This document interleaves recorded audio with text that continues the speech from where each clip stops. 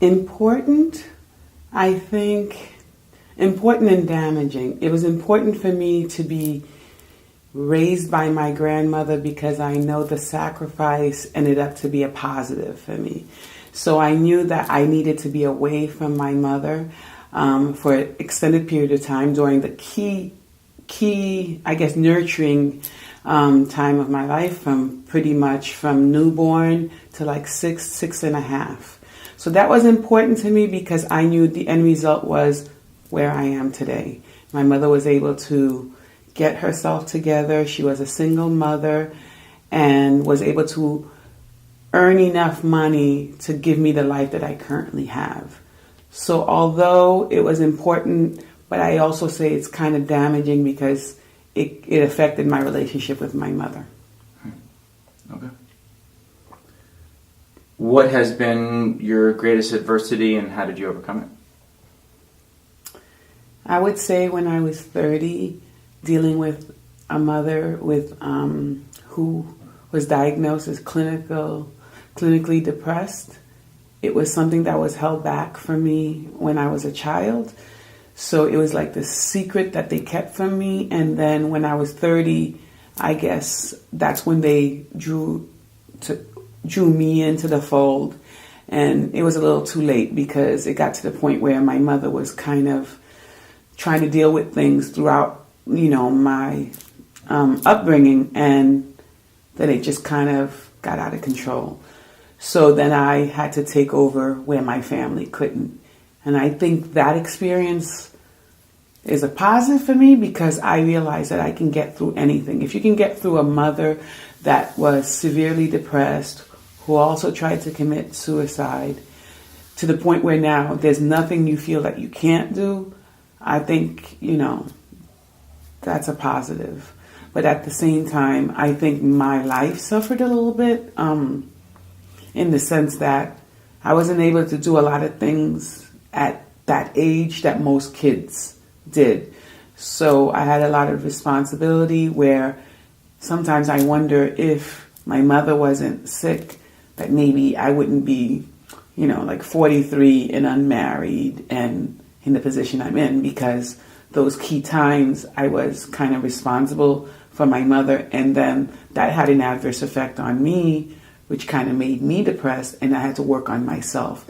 So that really took a lot of years, from helping my mother, then helping myself, and then getting to where I am now a couple of years ago. So, maybe I'm a little bit behind where I should have been before, but on the flip side, I think I can handle anything. So even being where I am now, I think anything that life throws at me, I still can, deal with it.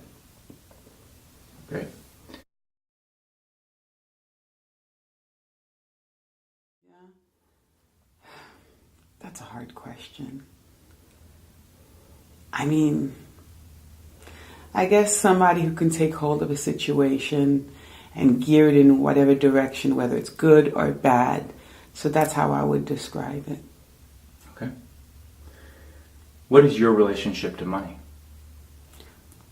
That's a good question, actually, because I think money sometimes prevents me from doing what I want to do.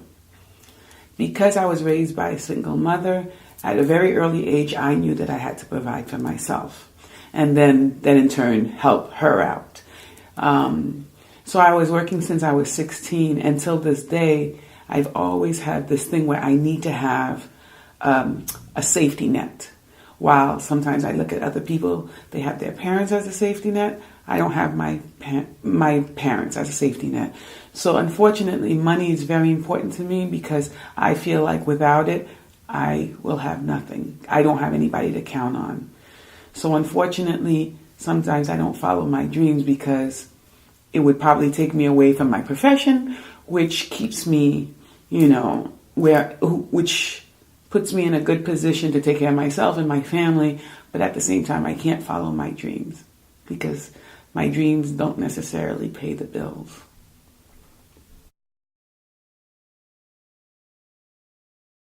Surprisingly, 30 wasn't that bad because it kind of fell into play correctly. I had to take care of my mother, so I automatically had to be a grown-up, and it didn't really hit me that hard. Now, I can't say the same for 40 because once I got through these different adversities, whether it was myself going through, my own sort of like stress and depression from dealing with my mother, and then now seeing that my mother's better, I turned around and I took a look. I am 40. I have no kids. I have no husband, and I'm kind of responsible for an adult. No, I am responsible for an adult. So the roles have changed between parent and child, where I'm the parent. So I look back and sometimes I thought, I've accomplished nothing. I'm like, look at me, because I valued so much this whole family aspect. And at a certain age, you have to have X, Y, and Z. So 40 was hard. I was really down on myself. But then if you fast forward to 43, I look back and I realize, look, sometimes the path that you take is the path you're supposed to take. And who says that was supposed to have kids or a family? So I just take what life gives me, and I just realize that my life's not that bad after all.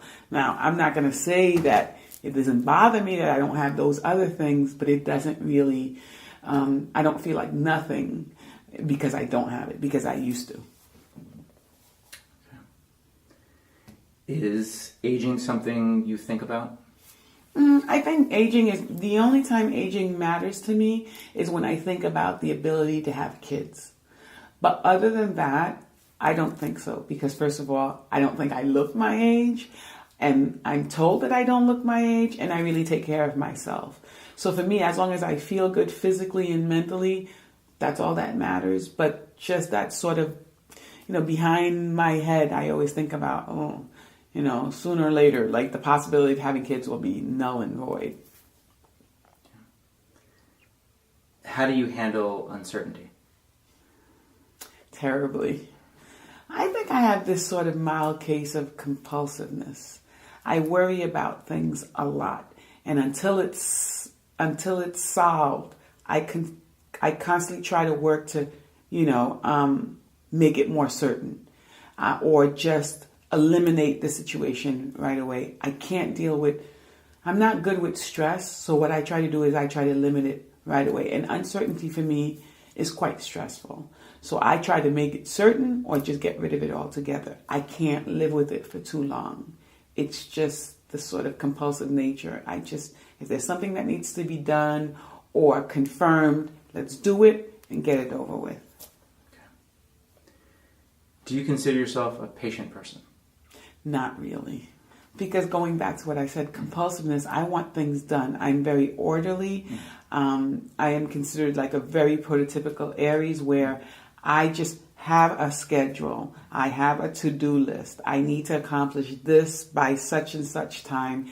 And I'm determined. And if I don't get there, I am very rattled, And if something stops me from accomplishing that to-do list or getting to where I have to get on time, it really throws me off, which is something I'm working on, though.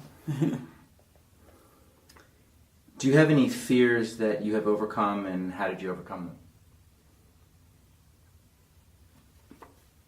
Well, I guess the only fear that I can think of right now is just, I always was afraid to find out what my father really thought of me, whether he loved me or not. I always thought, like, I need to know, but I was afraid of the answer, because he was out of my life. He's out of my life now for since I was born. I reconnected with him. And, you finally find out, like I found out that, no, he doesn't love me. And my fear came true. And, no, it was hard. But then I'd rather know than not know. So I kind of faced it so that I can start dealing with it.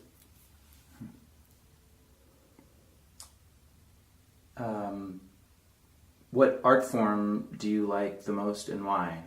Dance, singing, music? Film. Because I remember when I was dealing with my mother's depression, I used to go to the theater to escape.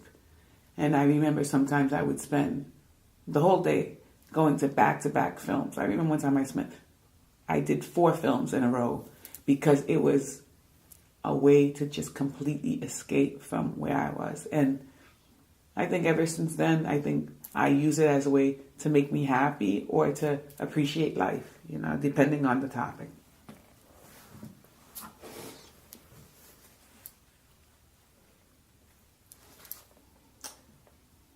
Has religion been important to you, and if so, why?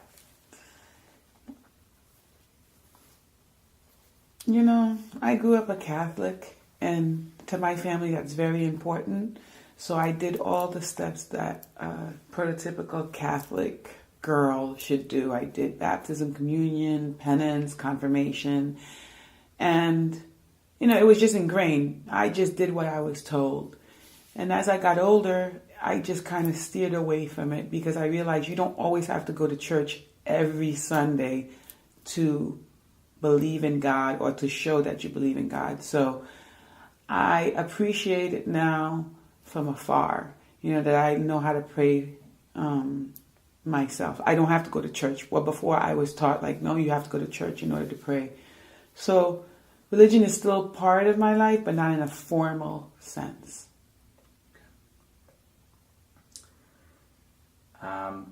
Between the virtues of simplicity, generosity, and humility, which one is most important to you? Humility. I'm the first person to admit when I'm wrong, when I've done something wrong, because I have, unfortunately, a terrible conscience. So I just try to relieve it as much as possible. So I am very keen on righting the wrong or just facing what I've done wrong and then moving on because I can't have it in my head. And similar question, but between the virtues of tolerance, compassion, and humor, which one is most important to you? I think compassion. At first I thought, maybe humor, because I do think I have a really great sense of humor. But I realized that whether you're close to me or you're not close to me, whenever I see somebody suffering or in need, it affects me. So even if I'm watching the news and I hear a bad story, sometimes I can't watch because it's just too painful. Or if my cousins who matter a lot to me, like brothers and sisters, are going through something, sometimes I don't want to hear it because it really affects me or I feel like I have to do something. So I would say compassion. Is there any everyday wisdom you find yourself repeating? Or that you have? Recently, I was watching a movie. I think it's Perks of a Wallflower with Emma Watson, and it's so fun. I related to that line so much to the point where now I even have it as a quote on my phone.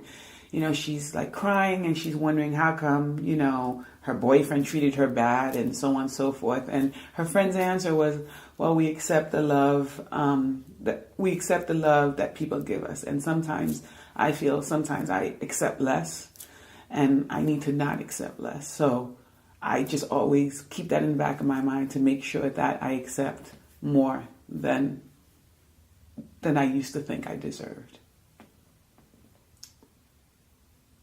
How do you find peace or calmness in your life? Just by escape, by reading the movies. Mm-hmm. And also I have to say, over the past 10 years, I've had good friends and I've had bad friends. And I've gotten rid of all the bad friends. And even though I could say that my good friends could be, amount to, the number of fingers on my hand, but I really love being with my friends. And it keeps me going, where before I didn't think I could do it. And sometimes I just pinch myself because I just never thought I would find the love that I have now with these friends. I never thought I deserved it. And now, even going back to that quote, I just know that I deserve it. But I'm still grateful.